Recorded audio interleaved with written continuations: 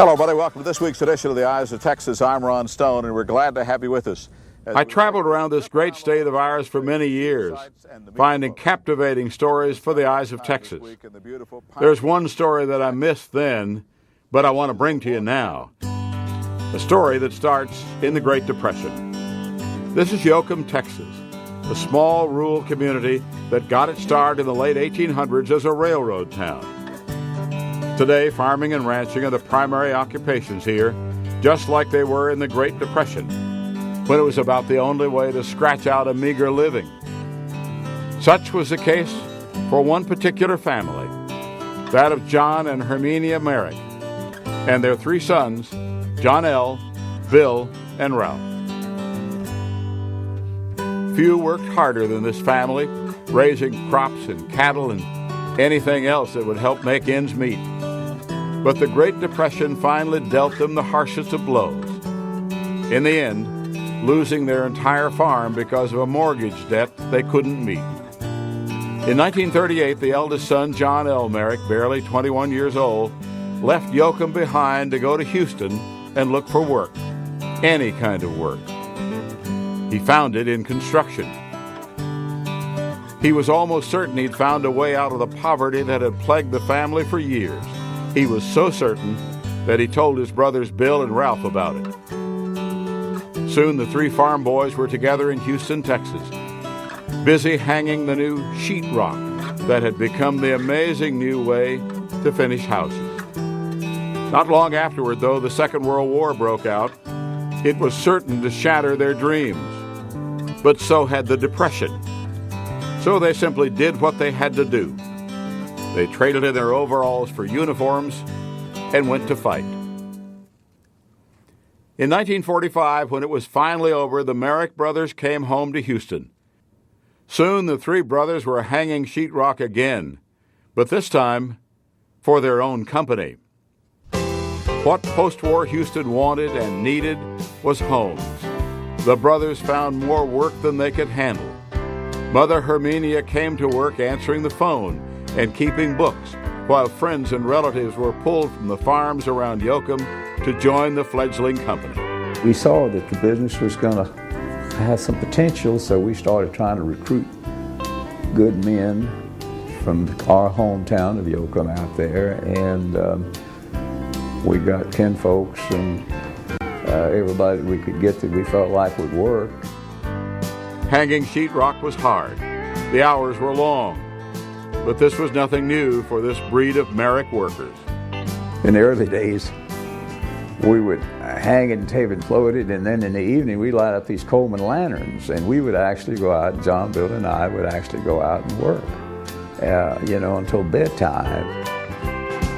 They sheetrocked the new subdivision of South Park. They took on the new Oak Forest and Stella Link, as well as Memorial.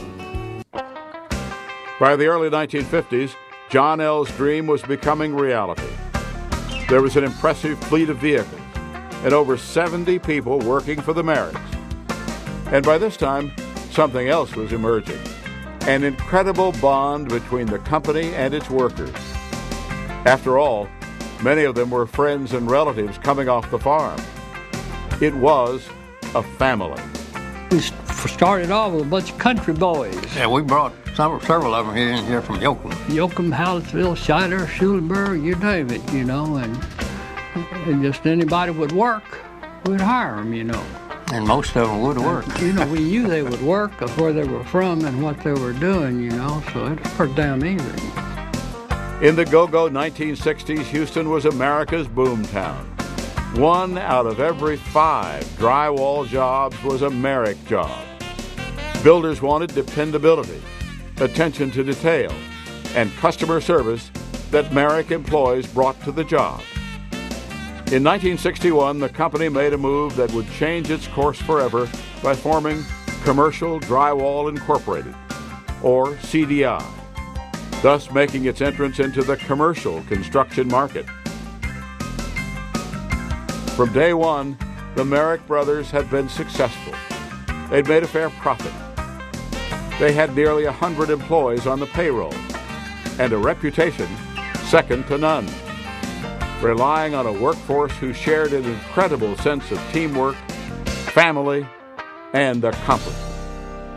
If you found a guy that had a little savvy and a little spunk and a desire to work, we'd make him a crew leader, and it may be the first time in his life he'd ever really had accomplished something like that. So those fellas we treasured and nurtured, and we did have some exceptional people. The 1970s witnessed more growth in the company, now handling both commercial and residential drywall construction. The company had truly arrived. We all realized that we weren't that brilliant, but we were just in the right place. The decade of the 70s, in many ways, was perhaps the most critical for the company.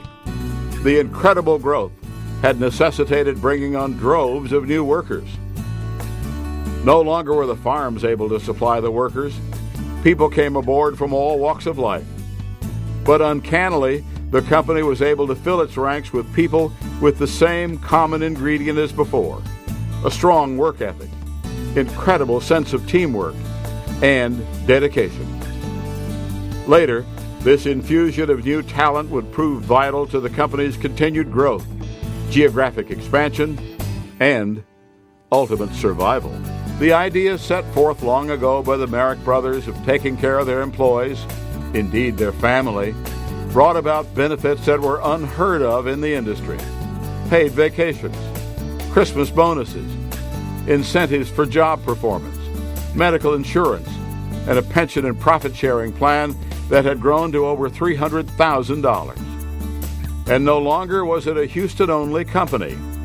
In 1975, Commercial Drywall opened its doors in Austin, and 3 years later did the same thing with a second branch in San Antonio. When I was at Commercial Drywall, there was a lot of work, but not as much as has sprung forth later. I guess it was in the early 80s or so. Another fella named Dick Phillips took my place more or less. And Dick had probably bigger ideas than I did, and it just grew in leaps and bounds. Back in the concrete and steel of Houston in the 1980s, the Mareks found themselves in one of the largest building booms in the country. MAREK Brothers Company continued as the largest residential drywall company in town, while CDI would be responsible for a staggering 80% of high-rise work in Houston, including nearly every icon of the Houston skyline. But as the last drywall was being hung at Heritage Plaza in downtown Houston, it was clear that the building boom in Texas, especially Houston, was coming to an end. Oil prices hit rock bottom. The oil bubble had indeed burst. The boom spirit of the 80s was gone. Everyone, including the Mareks, suffered. But the founding principles from the three farm boys, John L., Bill, and Ralph, held the company together. They looked for ways to work smarter and faster. But now more than ever, they turned to the company's long-standing values. And just as John L. had done in 1938, they looked for opportunity elsewhere.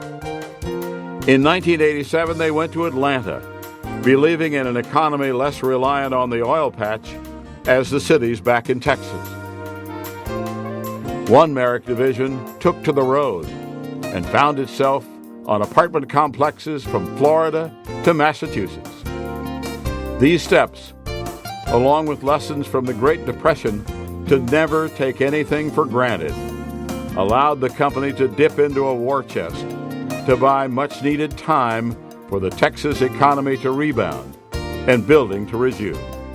And all the construction companies in town were downsizing and laying off large numbers of employees.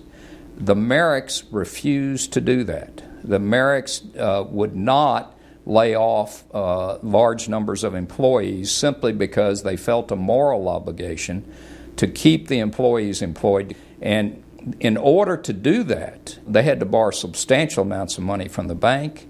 They had to put their personal financial assets back into the company that they had accumulated over the last 45 or 50 years. The 90s could not come too soon. And with the new decade came the hope for new opportunity. And indeed, the MAREK family of companies soon found its footing. All the hard work and the hard lessons of the past 50 years were still intact, and MAREK quickly hit its stride. But in the rebirth of the 90s, something had changed. John L., Bill, and Ralph had paid their dues. It was time for the second generation to step up. After years of apprenticeship, Stan, Bruce, and Paul MAREK, who had taken the reins, were now ready to lead the company back to prosperity. I mean, there's a lot of people who have brought their family into the business. And so it's not just the MAREK that are the second generation. There's a lot of second generation families. And we want that family atmosphere to prevail in everything we do. The workforce was different from the one that left in the downturn. Not farm boys, not journeyman craftsmen from up north, but a Latino worker, both native-born and immigrant, with a strong work ethic and family bonds like the workers before. A workforce MAREK could indeed embrace and stretch its own family arms around. And the jobs were different too. Homes weren't just square boxes anymore. Commercial structures were incredibly imaginative and challenging to build. Once again, owners and developers were in a hurry to finish their projects, and MAREK's reputation for dependability came to the forefront.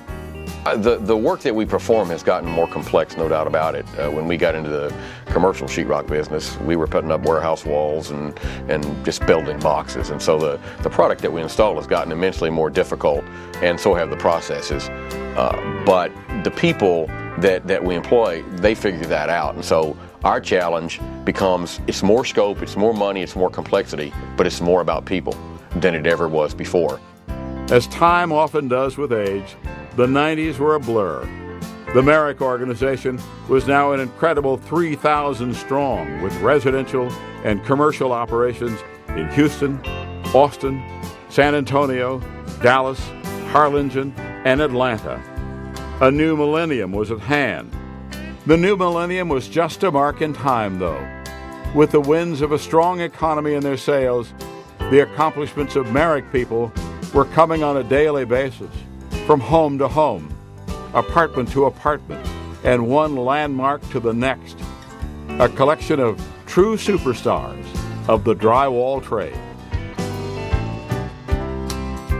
Even today, as we celebrate our 70th year in business, no one will argue the talent of the 4,000 plus people who make up the MAREK family of companies. Every part of our business that creates success, even when they don't interact with our client, is about our people.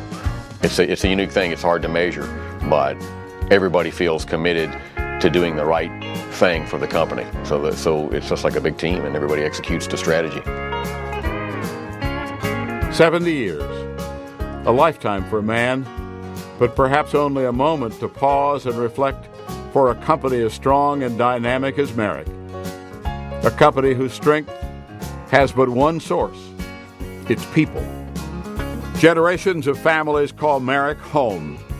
Farm boys, journeymen with northern ties, newcomers who bring brothers, sisters, cousins, or best friends, immigrants, or just individuals who simply share a strong belief in hard work, honoring commitments, and above all, of succeeding against all odds.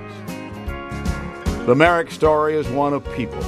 A story that began with 3 hard-working boys off a Depression-era farm, whose perseverance created a battle cry that now spans 7 decades, whose tremendous care for people created a family of people who still today carry the ideals of John L., Bill, and Ralph forward on every job.